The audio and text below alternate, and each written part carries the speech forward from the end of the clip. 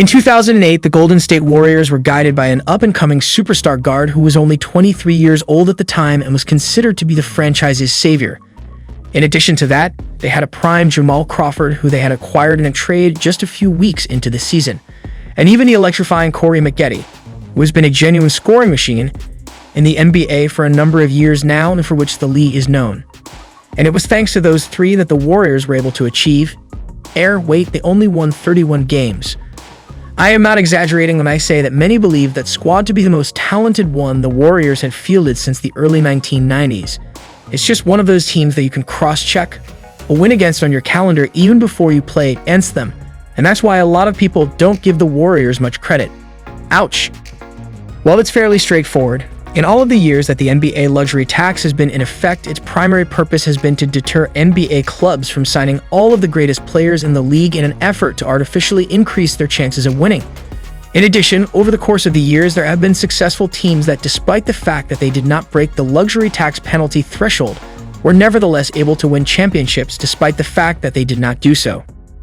For instance, the Spurs had a big three consisting of Tim Duncan, Manu Ginobili, and Tony Parker, and they went to several finals and won 4 titles together without putting themselves years behind in tax.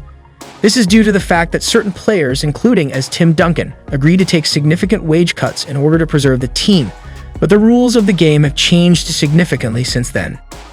From the perspective of the Warriors, it is difficult to fathom how they will be able to continue doing this over and over again.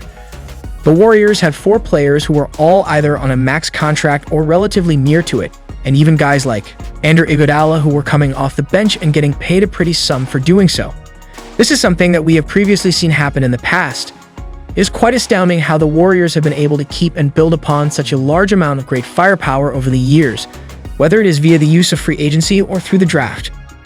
The Warriors didn't have to give much of a second thought to handing out max contracts to its players back then, which is one of the most notable changes that has occurred in their organization since then.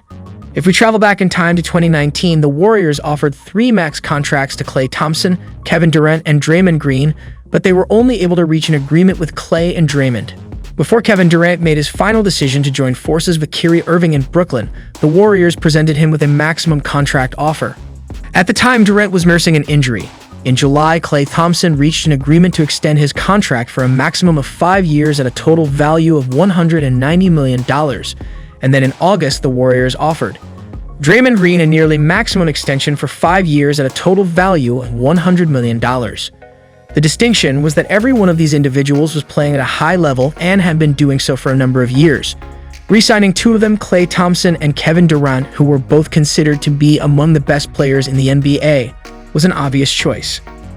Since Draymond had been the driving force behind the team's success for many years, it was only natural for the organization to offer him the maximum salary. In the year 2022, the Warriors are on the verge of being forced to deal with the expiration of the contracts of 3 of their most valuable players, Andrew Wiggins, Jordan Poole, and Draymond. And despite the fact that Wiggins and Poole are both excellent players, the Warriors are not in the same position as they were when KD and Klay's contracts were about to expire. That points to one conclusion: time to make a choice. Because there is no obvious solution to this problem, it is time to make a significant decision. The Warriors have an aged but still very much alive dynasty that is still led by Steph, Klay, and Draymond, and whatever happens to the rest of the Warriors will define the status of this team moving forward. Steph, Klay, and Draymond are still the team's leaders. There are a couple things going in the Warriors' favor at this point. To begin, they have a position of power, at the very least at this point in time. After both Jordan Poole and Andrew Wiggins had breakout seasons in 2021, now would be the time for the Warriors to investigate the market and see who they could bring to the Bay Area in a trade featuring one of these 2 players. This would be appropriate given that both players had successful seasons. In the event that they become aware of an offer that would make it advantageous for them to part ways with either of the 2, they will consider taking it. The golden move consists of trading one player for 2 and keeping the other player. I have been consistent in my assertion that I think the Warriors have a golden opportunity right now to trade Andrew Wiggins and get back star or superstar quality talent while his value is high because of how he played, particularly during the previous postseason. The reason for this is because his value is high because of how well he played, particularly during the postseason. Adding Wiggins to the roster is going to be a pricey endeavor for the Warriors, especially considering that he's already owed over $33 million for the upcoming season. The circumstances surrounding Jordan Poole are very different. Next year, he will make $4 million, and he will be seeking a massive payoff from some team in the offseason following next year's season. The Warriors are the only team that can fully maximize this emerging superstar, who is still only 23 years old. Max Poole was injured, and the team explored the possibility of trading Andrew Wiggins, spend less money while recruiting equally qualified candidates. It just makes whole and complete sense. Steph Curry comes in third. I just wanted to make one thing crystal clear. As long as number 30 is in the Bay Area, the Warriors will always be a threat. Furthermore, with Steph Curry transforming this franchise and making it a desirable landing spot for any player in the NBA, I am almost certain that both Poole and Wiggins are going to want to stay and compete with titles along with Steph. The fact that he is essentially a nuclear offensive weapon thanks to his shooting talent makes their life a lot simpler, and it is all because of him. Which means that despite all of the uncertainty and financial turmoil, things don't seem to be all that bad. In fact, you could make the case that the Warriors are in a prime position to make the most of their Steph Curry-led rosters in the coming few seasons. This is despite the fact that things have been confusing and financially turbulent. I nearly did not remember Draymond in his own predicament until just now. After the conclusion of the upcoming season, Draymond will have a player option, and my guess is that he will choose to exercise it.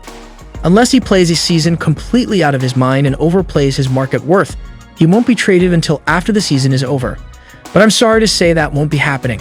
At a minimum of 2 more seasons, Draymond will continue to play for the Warriors. It is difficult for me to conceive a scenario in which the Warriors screw up this entire situation with these contracts, given the overall brilliant work that has been done by the Warriors and their front office for a number of years now. This work dates back many years. Who knows, maybe they'll come up with an idea that will allow them to sign all 3 of these individuals to a maximum contract and put this whole mess behind them. However, I believe that even fans of the Warriors will admit that there is potential for the team to get better if they play their cards well and make the appropriate financial moves. If they do these things, they will have a chance to improve.